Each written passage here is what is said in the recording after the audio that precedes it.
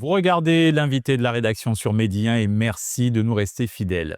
La dermatologie, carrefour des disciplines médicales et chirurgicales, est le fil rouge d'un important congrès de dermatologie, vénéréologie organisé à l'université Cheikh Anta Diop de Dakar. Pensé comme un véritable espace de dialogue, cet événement vise à souligner la transversalité de la dermatologie et son rôle pivot au sein du parcours de soins, renforcer les synergies entre dermatologues, chirurgiens, spécialistes des maladies infectieuses et autres acteurs de santé, mais aussi de consolider la coopération sud-sud afin de partager savoir-faire et innovation pour le bénéfice des patients. Pour mieux comprendre les enjeux et les ambitions de cette rencontre, nous accueillons aujourd'hui le docteur Radine Diop, dermatologue, membre de la Société sénégalaise de dermatologie, vénéréologie, SOCEDEF. Merci d'avoir accepté notre invitation. C'est moi qui vous remercie pour l'invitation. Docteur Diop, pouvez-vous nous expliquer ce qui fait la singularité de la dermatologie vénéréologie et sa place au cœur des autres spécialités médicales et chirurgicales? Je dirais en guise d'introduction que la dermatologie vénéréologie, c'est une spécialité médicale qui s'occupe de toutes les affections de la peau glabre, des muqueuses et également des cheveux et des ongles. En fait, c'est une spécialité qui est transversale, qui s'occupe de ce qu'on appelle les maladies de système. Parce que la peau, nous avons l'habitude de dire que la peau, c'est un miroir de l'organisme. La peau reflète parfois des affections internes, ce qui fait que souvent le dermatologue peut être au premier plan dans le diagnostic précoce de certaines pathologies. Ce congrès de dermatologie vénéréologie en est à sa 3e édition. Quelles sont vos attentes pour cette année? Oui, par rapport au thème, nous avons choisi cette année le thème sur la dermatologie au carrefour des spécialités. Donc, en fait, la dermatologie, c'est une pathologie, c'est une spécialité qui s'occupe de tout ce qui est pathologie infectieuse, de tout ce qui est maladie de système. Quand je parle de maladie de système, en fait, ce sont des maladies au cours desquelles nous avons des atteintes d'organes, avec en premier lieu souvent une atteinte cutanée. Et cette atteinte parfois peut être multiple, pouvant atteindre notamment d'autres organes, des organes vitaux, tels que le poumon, tels que le cœur, les articulations. Ce qui fait que la dermatologie, en fait, c'est une spécialité qui est transversale. En fait, la prise en charge de certaines pathologies dermatologiques ne repose pas seulement sur le fait que c'est un dermatologue seulement qui assure la prise en charge de ces pathologies, mais c'est une prise en charge pluridisciplinaire.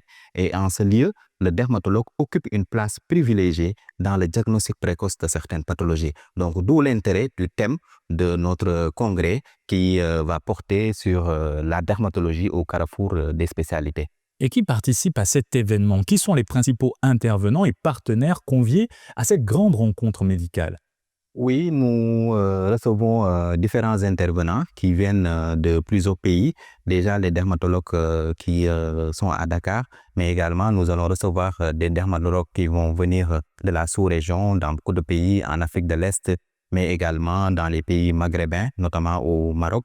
Nous allons accueillir également des spécialistes qui vont venir de divers continents en Europe particulièrement. Et également, nous allons recueillir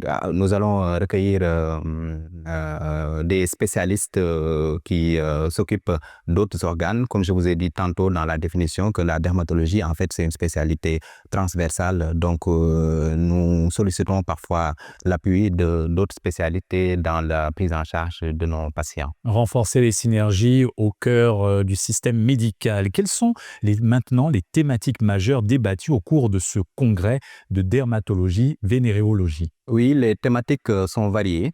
Donc, comme je vous l'ai dit tantôt, en fait, le dermatologue s'occupe de tout ce qui est maladie infectieuse cutanée, tout ce qui est pathologie immunoallergique. Donc, nous avons noté ces dernières années qu'il y a une maladie qu'on appelle l'eczéma, la dermatite atopique, qui est une pathologie immunoallergique qui constitue le premier motif de consultation dans les services de dermatologie. Et c'est une maladie parfois qui est associée à d'autres équivalents qu'on appelle des équivalents de l'atopie, tels que l'asthme, la conjonctivite allergique ou bien la rhinite allergique. Nous allons parler de cela, les dermatoses immunoallergiques. Nous allons parler également de tout ce qui est maladie maladies de système. Donc, nous parlerons également de tout ce qui est pathologie tumorale qui interpelle également les chirurgiens, mais également sans oublier tout ce qui est la dermatologie esthétique et également la dermatologie pédiatrique qui connaît ces derniers temps un essor considérable dans la pratique dermatologique. Lors de ce congrès, vous insistez sur la coopération Sud-Sud. Pourquoi est-ce essentiel dans votre spécialité et quelle forme concrète peut-elle prendre lors de cette rencontre? Oui, par rapport à la coopération Sud-Sud, nous pensons qu'ici en Afrique subsaharienne, nous avons nos réalités. Donc, nous avons nos propres malades qui ont des particularités avec un impact parfois des particularités sur le plan socio-culturel. Ce qui fait qu'en fait, cette coopération Sud-Sud, nous pensons qu'elle est primordiale parce que nous devons nous réunir, nous devons partager nos propres expériences afin de pouvoir unifier également nos stratégies, renforcer la prise en charge de nos malades, surtout dans notre contexte de travail qui se distingue par souvent l'accès limité à certains soins spécialisés, mais également du fait des moyens thérapeutiques qui sont parfois inaccessibles. Dr Diop, à présent, pour ce qui est des conclusions et recommandations issues de ce congrès, à qui sont-elles destinées et comment assurer leur mise en œuvre sur le terrain? Ces recommandations seront destinées à qui de droit, d'abord les personnels de santé, en particulier les dermatologues, mais également aux autorités sanitaires. Lors de cette grande rencontre médicale, vous allez également évoquer le cas des maladies réémergentes. Pouvez-vous préciser ce qu'il en est et citer quelques exemples qui préoccupent particulièrement notre région? Oui, quand on parle de maladies réémergentes, on fait beaucoup plus allusion à tout ce qui est maladies infectieuses cutanées.